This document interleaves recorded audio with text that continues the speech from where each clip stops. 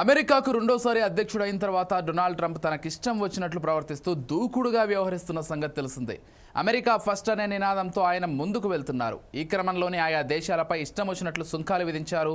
సొంత ప్రజల్లో వ్యతిరేకత వచ్చినా ఆయన పట్టించుకోవడం లేదు. ఇక తాజాగా మరో పిడుగులాంటి వార్త అందించారు డొనాల్డ్ ట్రంప్. అదేంటో ఇప్పుడు చూద్దాం. స్వదేశీ విధానానికి పెద్దపీట వేస్తున్న అమెరికా అధ్యక్షుడు డొనాల్డ్ ట్రంప్ తాజాగా వలసదారులపై మరో బాంబు పేల్చారనే చెప్పవచ్చు. ట్రావెల్ బ్యాన్ విధించిన 12 దేశాలకు చెందిన వలసదారులకు గ్రీన్ కార్డులు, ఇతర సదుపాయాలు ఇవ్వొద్దని ట్రంప్ సర్కార్ భావిస్తోంది.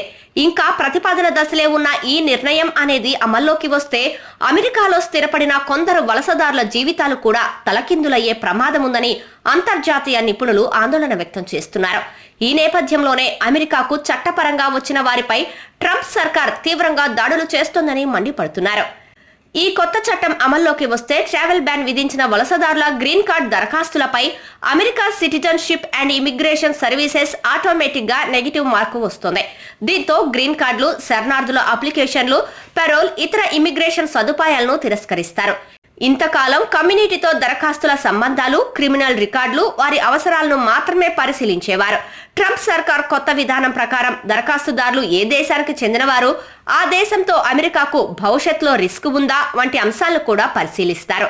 అయితే సిటిజన్షిప్ దరఖాస్తుదారులకు మాత్రం ఇది వర్తించదని అధికారులు అంటున్నారు. ఇక ట్రావెల్ బ్యాన్ చేసిన దేశాల్లో భారత్ పేరు లేకపోవడం మనకు ఊరట కలిగించే విషయం. ప్రస్తుతానికైతే మన దేశం నుంచి అమెరికాకు వలస వెళ్లిన వారికి గ్రీన్ కార్డు ఇవ్వడానికి అభ్యంతరం లేదని అమెరికా ప్రభుత్వం భావిస్తోంది. రోజుకో కొత్త చట్టంతో బెంబేలెత్తిస్తున్న అమెరికా అధ్యక్షుడు డొనాల్డ్ ట్రంప్ భవిష్యత్తులో ఇంకా ఎలాంటి నిర్ణయాలు తీసుకుంటారో అనేది వేచి చూడాలి.